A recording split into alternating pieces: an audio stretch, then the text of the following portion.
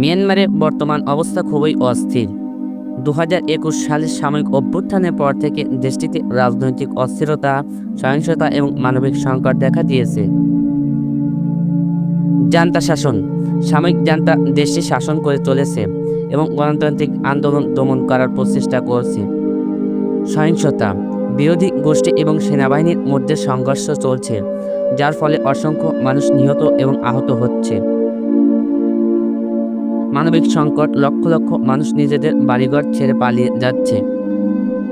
অর্থনৈতিক সংকট, অভ্যুত্থানের ফলে দেশটির অর্থনীতি ভেঙে পড়েছে এবং মুদ্রাস্ফীতি বেড়েছে। রাখাইন সমস্যা, রাখাইন রাজ্যে রোহিঙ্গা সংকট এখন সমাধান হয়নি এবং মানবিক সংকট গভীর হচ্ছে। মিয়ানমারের জান্তা বাহিনীর সবচেয়ে বড় চ্যালেঞ্জ হচ্ছে গণতন্ত্র পুনরুত্থান। দেশের গণতন্ত্র পুনরুত্থান করা সবচেয়ে বড় চ্যালেঞ্জ। অর্থনৈতিক পুনরুদ্ধার, দেশের অর্থনৈতিক পুনরুদ্ধার করা। রাখাইন সমস্যার সমাধান, রাখাইন সমস্যা একটি দীর্ঘস্থায়ী সমাধান খুঁজে বের করা। মিয়ানমারের বর্তমান পরিস্থিতি খুবই জটিল এবং দীর্ঘ মেয়াদী সমাধানের জন্য আন্তর্জাতিক সম্প্রদায়ের সহযোগিতা প্রদান। আরাকান আর্মি সম্প্রতি সময়ে উল্লেখযোগ্য অগ্রগতি অর্জন করেছে, অঞ্চল দখল করেছে এবং রাখাইন রাজ্যের জান্তার নিয়ন্ত্রণকে চ্যালেঞ্জ করেছে।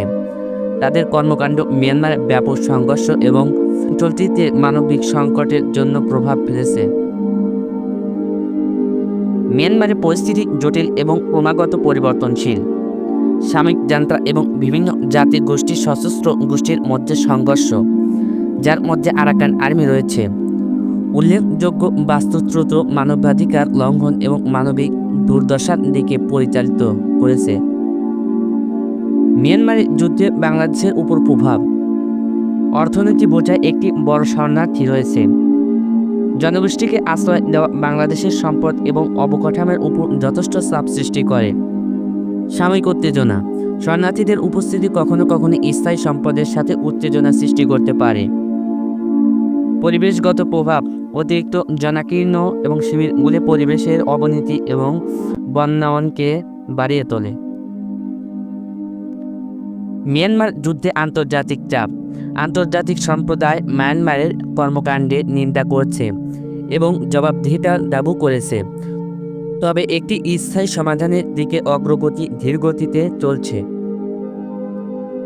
আরাকান এবং মিয়ানমারে এরকম যুদ্ধ চলতে থাকলে এক সময় হয়তোবা মিয়ানমার অনেক খণ্ডে বিভক্ত হয়ে যেতে পারে।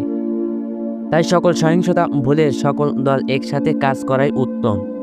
এতে দেশের সার্বভৌমত্ব ভূখণ্ড বজায় থাকবে। মিয়ানমার বর্তমান পরিস্থিতিতে আপনার কি মতামতটা অবশ্যই কমেন্ট সেকশনে জানাবেন। আজকে এই পর্যন্ত, দেখা হচ্ছে পরের ভিডিওতে। সে পর্যন্ত সুস্থ থাকুন, ভালো থাকুন। আল্লাহ হাফেজ।